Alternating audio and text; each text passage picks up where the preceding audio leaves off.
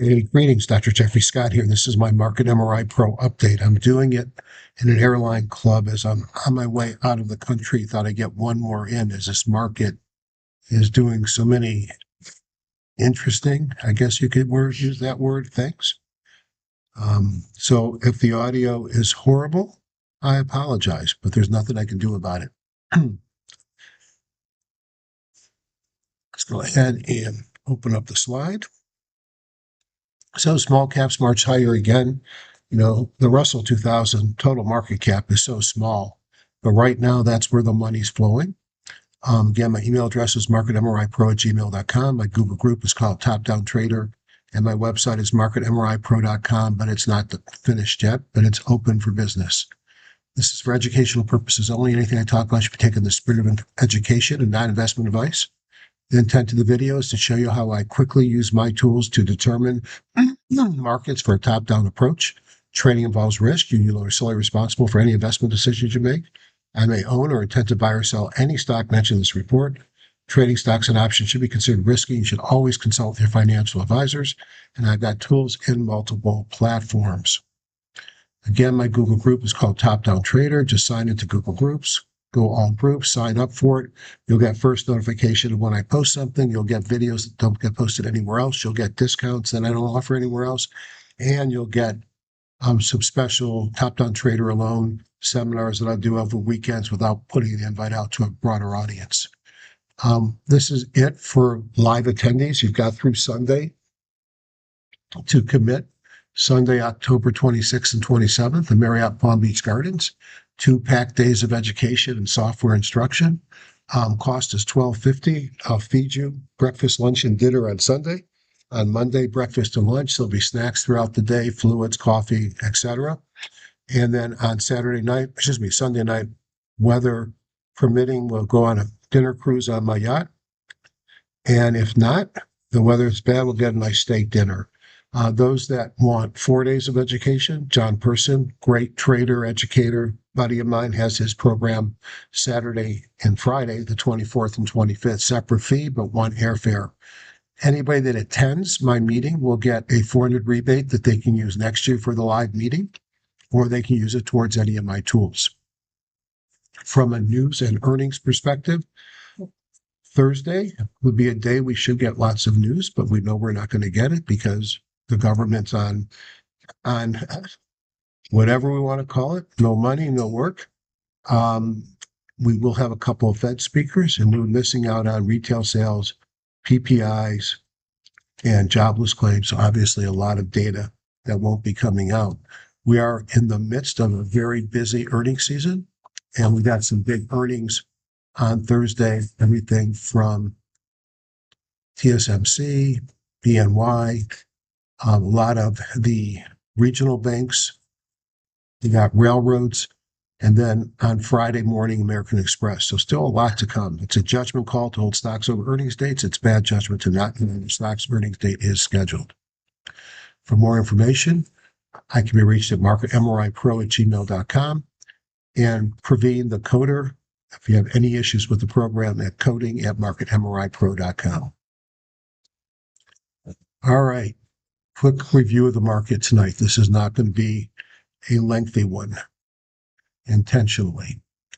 If we go to the market briefing, which is right here, daily brief, we could see that volatility was up again. Russell almost up 1%, followed by the Qs 0.71, spiders 0.44, and the diamonds were flat. In fact, the diamonds are well off their high of the day. The dollar was down a bit, and Bitcoin continued its trend downward. In the last 5 days alone, it's down almost 10%. If we look at the new high and new lows, you could see that the new highs came down, as did the new lows on both of the, NYSE and the NASDAQ, but at least compared to the shorter time frames. But the new high minus new lows actually increased on both 89 and 111. So that shows a little bit of strength. Participation, you can see less sectors and industries were up today. And the S&P 1500, 52% of the stocks, 53% of the NASDAQ, and 55% of the NYSE. So a little bit better than a 50-50 day on Wall Street. If we look at the one-day change, what led in the S&P 500 sectors, real estate, utilities, so defensive plays followed by tech and communications, with staples rounding of the top five. So a market that seems pretty confused if you look at defensive versus more aggressive. What lagged? Materials and the industrial sector and energy. From a theme perspective, leadership was cannabis, solar, silver, gold, clean tech, biotech hanging in nicely, more biotech, semiconductors, data centers, copper, and uranium. A lot of consistency with what we've been seeing, thank you, over the last number of sessions. If we go and we look at the timing model, you'll see no change. Actually, take that back. The weekly has no change, where all of us, all different ETFs are still in a buy. Notice we flipped to a buy on the Russell as the Russell has taken out the prior high to all-time intraday high, all-time closing high, but you never like to see a Doji at a new high. That is an indecision bar, and maybe that's giving us a clue as to what to expect next. If we look at the rest, the spiders, the Qs, the diamonds on the daily are all still in a sell signal. Spider, also kind of a thick body, but still probably counts as a Doji, as does the Qs. And I'm not sure the diamonds are, there's probably too much of a body. But notice these are indecision bars everywhere. When you see an indecision bar, does this mean we're about to go back down? Maybe. We'll have to see. If we look at the index ETFs, let's just start with the spider. You could see another positive day taken out the 17, closing right on the 17.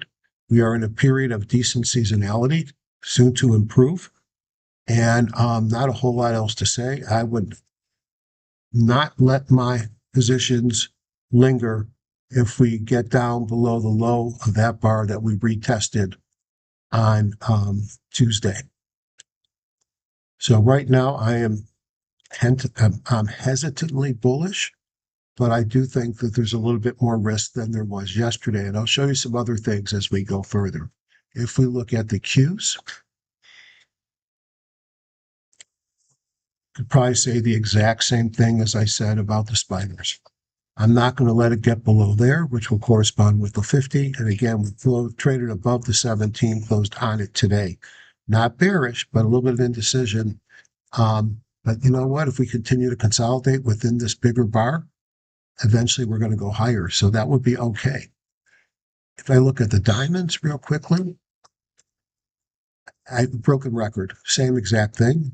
Again, don't let it get below the intraday lows on the big Monday sell-off, a big Friday sell-off, which would kind of correspond with the lows of the session yesterday. The king, I don't think it's the one we want to lead, although I do have a portfolio that's heavy in small caps, remains the Russell. And again, a Doji bar at all-time highs, positive seasonality. Excuse me, what's not to like, except we're at the upper part of the trend. Let's see, so let me draw. We're probably going to get into this level here the next day or so, and that could put some pressure on the markets. If we look at volatility, trading in a range, but not coming down to baseline where you want it to be. That might be a sign that things are not over yet. Doesn't mean they're going down tomorrow. And if I look at the dollar ran up to the 200 and did exactly as we expected. It's come back. And as I like to point out, this is well off of its prior highs. If we look at commodities, is gold to the moon continues, and you can see gold was up another 1.73, closing at the highs. Silver was up in the markets today. Try to get that over. There's no way it was down 0.97, up 3.27%, both gapped up and closed at their highs. Oil struggling below the 200 as its natural gas. A little bit of a rally in the yields as bonds must have fallen, the 10-year and the 30-year, both nominally higher. If we look at the buckets, we see no evidence of overbought nor oversold. If we look at market breadth, we could see on the NYSE a positive session, but a lot of tail up top. And if we look at the NASDAQ, very similar, opened, traded higher, traded lower, closed kind of back close to where it opened. We could see that stocks above the various moving averages are still marching higher. That's bullish, as is the new high, new lows, advanced decliners, and the up-down volume. I am still concerned about those 4 Hindenburg-Omen signals in a row, suggesting that there could be more volatility to come. And you put that together with the dojis on the indexes, and what I'm going to show you in the next few minutes are things that caution. That's all I'm saying. And yes, I still got a little bit of my contras in, but I'm still long, and the market's been rewarding being long. If you look at that 13-week new high, new low, 0.72, 0.81, 0.88, and 0.77, we've rallied a lot. It could be a day or two before we get up above 0.90 if we continue to rally. And now that's going to add something to the quiver of concern about the markets getting overheated. But, I love seeing the AD lines have turned up, the RSIs have turned up across the board. So markets are moving higher. If we go into the JAS layout, you can see there's 3,900 stocks that make it through our filter. If we go in the top-down view, each one of those 3,900 stocks is put into a sector, an industry group. If I look at what's leading, it was on percentage move of the broader markets. It was energy, real estate, and healthcare. Let's look at a 2-day momentum, and we've got utilities, staples, and tech. If we come down here, we see that gives us 869 stocks. Let's do the same 2-day momentum and look at the top 10 industry groups, 3, 4, 5, 6, 7, 8, 9, 10. So we have looked at the leading sectors, the leading industry groups of the leading sectors, 265 stocks, and let's filter those right away for $5 and 500,000 shares. That leaves me with 163 stocks. Let's rank them by the 2-day momentum. And let's take a look at the top 10 and see if we see anything that looks interesting. KLAC, moderately priced. I'm kidding. An expensive tech play had a sharp sell-off last week. Nice rally, gapped up today. Not a lot of us are going to buy a lot of $1,000 stock. MPWR, one of my current holdings, had a nice move up as the text and the semis have remained strong. You could see here the third best performing industry group by the 2-day momentum. ASML, another semi rebounding. BG, interesting to see this here. I think of this as a fertilizer stock. And there you go, agricultural farm products, big gap up. So you got to look here with their earnings today.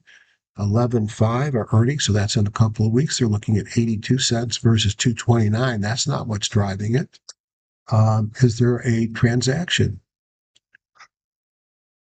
So something that actually goes up when Trump talks about tariffs. SDOT has been moving. Don't know anything about Sadat Group. It does have earnings. It does have revenue. Does not pay a dividend. Big gap up. Sharp pullback, and now moving again. And again, I always like to look at the news. Public offering, never a good thing. Agri-Foods Company offering at 520. The stock closed at 772. And that was today. No thanks. CEG, one of my favorite utilities, Constellation Energy, one that has a potential play with the data center development and the massive need for energy. And you could see how well it's performed. And then AMD still rising after its OpenAI relationship. Hard to buy things up here, but still looks pretty darn good. So as I just look through the list, things like Celestica, a contract manufacturer for semis, SMR, a nuclear reactor utility, breaking out, SanDisk memory, POWI, electronic components, Taiwan Semiconductors. All of these, except for BG, support the data center build out. That's still what's driving things. Now, That's how I do top down. It's be abbreviated report tonight. Let's just look at bottoms up before I pack it up and go get on my plane and go to sleep on my way to Europe. If we do kill the filters, we're looking at 3,917 stocks. What I want to do here to make my life easier is I built two very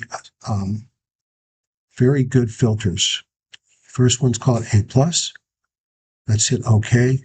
These are the stocks that met the filters. Let's look at one and talk about what the filter is showing you. So the filter has price and volume built in. It has relative strength versus the spider has to be above the moving average. OBV has to cross above the moving average. And if I remember correctly, let me just look at one more so I don't mix it up. It requires the double momentum signal. So ADIA technology, don't know anything about it, on the lower cost technology plays in a nice uptrend. Today, it had just a double momentum. I can't tell you how many times I've looked at a stock with a double momentum, made a comment, not for me, I don't know this company, and 2 days later, the thing breaks out. So I can't own everything. ALVO, a healthcare tech. In fact, don't know much about this one. Vertically integrated biosimilar okay. These stocks have a tendency of running and then crashing, so I'd probably pass that. FR, First Industrial Realty Trust, real estate. So here's a stock that's been basing for quite some time, had a triple momentum signal, relative strength at OBV looks good. Now I want to know what dividend they pay. How much are they going to pay me to hold this stock? 2.92%. Earnings are not going to be the story. They're going to probably be relatively flat. 74 cents against 75, 18 revenue versus 1676. You're buying this for safety and likely to collect a dividend. Jones Controls. We had looked at this not too long ago, and we're looking for a breakout above that line. Again, all these stocks have the double momentum. KTB, Contour Brands, pull back to the 50, which is free parking, and then the double momentum as it's breaking out. PLD, Prologis Real Estate, I think of them as owners of a lot of the warehouses that the big distributors who use, and other companies. Again, I love stocks that pull into the 50 and break out. Look at the massive volume.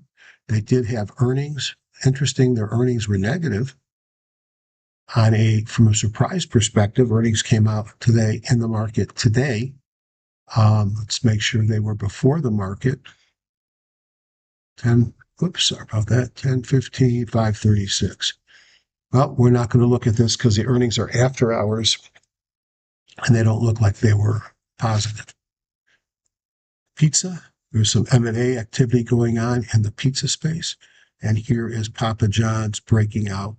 Been sideways for quite some time. Roblox, I don't understand this because I don't have kids at home anymore. But Roblox, which has been in a massive uptrend, sideways movement, breaking out after pausing on the 50.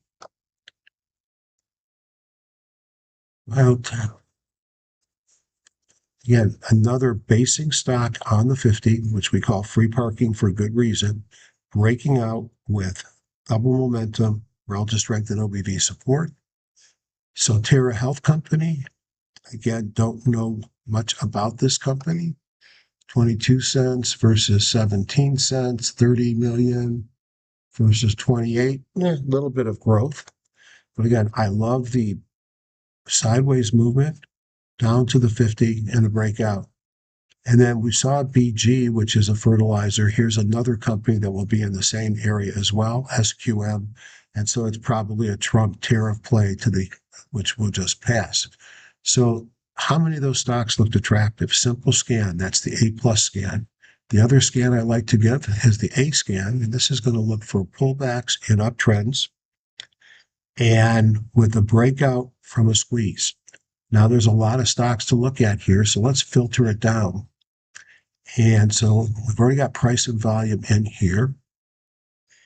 Let's make it so I want to buy them close to the 50-day moving average. So that brings it down to 2. So don't know anything about ELVN. It must be a younger thing because there's no fundamentals. Long-term sideways mover breaking out here. I probably would need to know the story. And then last one, RBC, Royal Bank of Canada. I love the uptrend, pull back into the 50 and breaking out.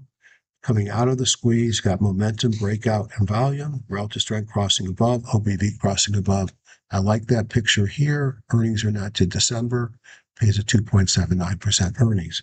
There you go. In just a few minutes, I did a quick top-down review of the markets. I don't know how often I'm going to do this over the next 5 days as I'm with my wife, and she doesn't like me doing these videos, especially when it's her time. So you all have a great couple of days. I'll sneak one in and talk soon. I think there's risk coming.